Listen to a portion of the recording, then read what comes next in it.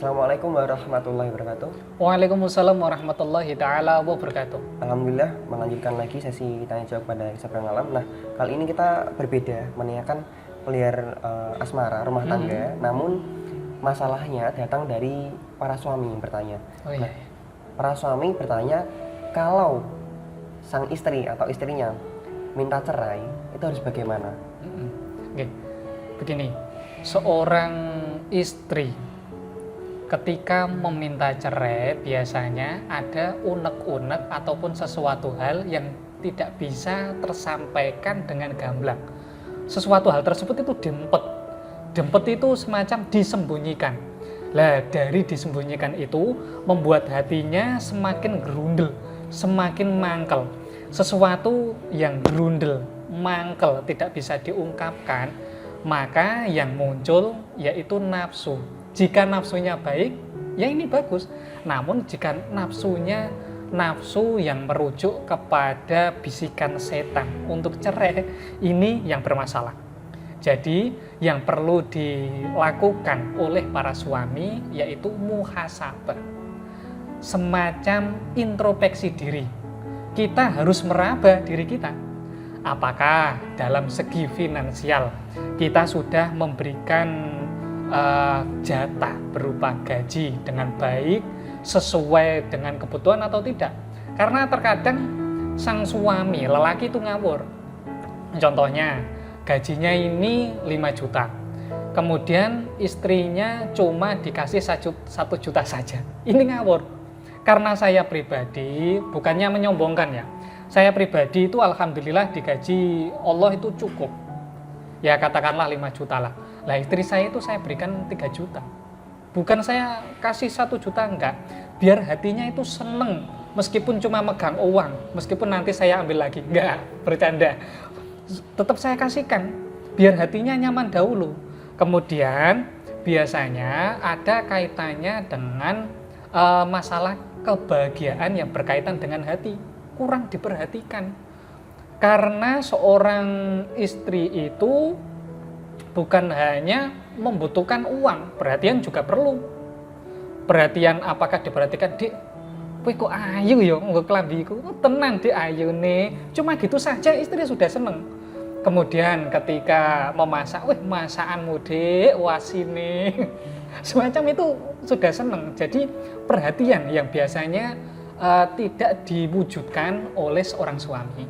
Nah, ini kan kalau saya gambarkan, istri itu kan wanita, secara umum itu kan bermain secara hati, perasaan. Jika perasaannya masih gerundel, masih sakit hati entah dari perilaku suami, nah dengan meraihnya justru malah tambah enak, tambah ilfil. Ini bagaimana? Oke, gini, istri aslinya ketika dirayu, dimanja itu seneng. Aslinya seneng. Jika, mohon maaf ya, jika istrinya ini masih ada ikatan cinta, pastinya seneng. Namun mereka itu istilahnya ditutupi, tidak mau mengungkapkannya. Wajar, seorang wanita itu macam itu. Jadi yang perlu dilakukan yaitu dekati.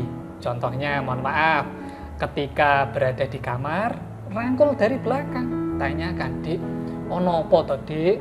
Mas iki tolong dikandani to Dik. Lakukan hal macam itu. Ungkapkan sesuatu hal yang membuatnya wanita ini berkenan untuk mengeluarkan unek-uneknya. Tanyakan hal apapun. Terkadang itu sepele. Saya menyadari bahwasanya yang namanya orang rumah tangga itu pasti bermasalah. Pasti tidak ada yang tidak bermasalah. Karena kemarin istri saya itu ngambek gara-gara sepele. Gara-gara saya tidak mengiyakan. Padahal saya kan gini, Dek, ini uang buat beli motor.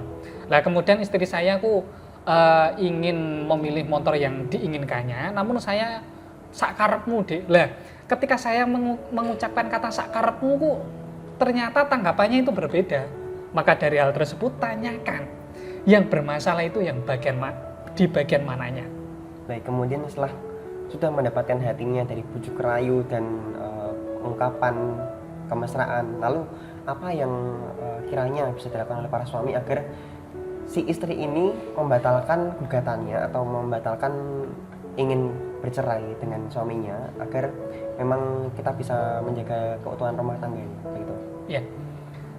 Bismillah, semoga hal ini tidak terjadi karena saya begitu takut ketika mendengar perceraian karena arsy-nya Allah ini getar. Jadi ingatkan sama hal-hal yang pernah dialami keduanya.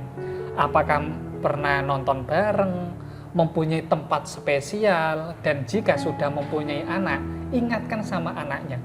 Sekeras apapun hati seorang istri, jika ini merupakan perempuan yang baik, wanita yang solehah, insya Allah hatinya akan terketuk ketika mendengar nama putrinya, ketika mendengar nama anaknya, pastinya insya Allah akan terketuk. Jadi usahakanlah hal tersebut dahulu, nanti dipancing emosionalnya dengan hal-hal yang pernah diingatnya, yang begitu indah-indah, pokoknya di memori yang indah-indah itu diingat kembali. Nanti fa insya Allah dengan izin Allah bisa kembali lagi. Namun saya tidak berani memastikan pasti berhasil karena qadarullahnya Allah, takdirnya Allah itu berbeda. Baik, kalau masalah hati atau ketenangan hati, saya juga pernah mendengarkan itu ada yang namanya fenomena pelet pelakor. Jadi pelet pelakor atau mungkin ini kalau yang lelaki kan apa namanya pencuri wanita orang itu kan ada istilahnya. Nah, ini mereka ini mengirimkan jin perusak rumah tangga. Ternyata juga ada yang namanya jin perusak rumah tangga. Itu bagaimana cara mengatasinya karena jin ini merusak hati ternyata. Itu bagaimana? Masya Allah. Oke, begini. Yang pertama, jika ditinjau dari segi keislaman, itu ada semacam tata cara spiritual yang digunakan untuk meluluhkan sukmo seseorang. Jika sukmo dalam hatinya ini ada jin-jin fasik, jin-jin fasiknya ini nanti disingkirkan. Kalau dalam istilah Jawa itu disebut dengan istilah laku panglebur sukmo. Jadi sukmo ini istilahnya dibersihkan. Kalau HP semacam di restart mungkin ya. Jadi file-file ataupun virus-virus yang buruk nanti itu dibersihkan dahulu. Nah, untuk tata caranya, untuk pengalaman klien saya ini kemarin alhamdulillah Gusti Allah ngijabah, Gusti Allah memberikan hal baik dengan cara memanfaatkan sarana tasbih mahabbah sakinah. Tasbih ini merupakan benda spiritual yang digunakan para alim ulama untuk mengingat Gusti Allah. Mahabbah itu mempunyai makna cinta, spiritual cinta. Sakinah itu berkaitan dengan sesuatu hal yang baik. Jadi bismillah, dengan tasbih mahabbah sakinah ini, semoga masalah jin-jin fasik yang ada dalam hatinya, kerak-kerak ada dalam hatinya disingkirkan sama Gusti Allah. Nanti diisi dengan mahabbah, diisi dengan cinta. Bismillah, semoga dengan lelaku ini, tata cara ini bisa kembali lagi. Baik, terima kasih. Kalau begitu, mungkin untuk cara mendapatkan atau memaharinya akan disampaikan oleh Kisah Barang Alam di lain video ya. Okay. Silakan ikuti terus video kami untuk masalah asmara dan rumah tangga ini. Baik, apakah ada tambahan dari Kisah Barang Alam? Oke, begini, yang namanya rumah tangga itu masalah pasti ada. Kalau jenengan semuanya menginginkan rumah tangganya bahagia terus, itu tidak ada. Pasti akan ada masalah.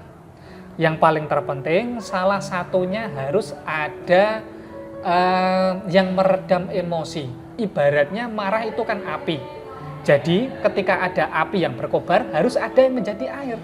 Air ini yang nantinya digunakan untuk memadamkan. Bismillah, nanti insya Allah api syahwat ini, api yang berkaitan dengan masalah hal-hal buruk bisa dipadamkan dengan air. Airnya dari mana? Dari ucapan, dari perhatian. Baik, terima kasih. Semoga ini bermanfaat bagi kita semua dan para suami yang mungkin memiliki masalah ini kepada istrinya. Nah, baik, dari Kisah Bang Alam dan saya, kami ucapkan terima kasih. Sekian. Wassalamualaikum warahmatullahi wabarakatuh. Waalaikumsalam warahmatullahi taala wabarakatuh.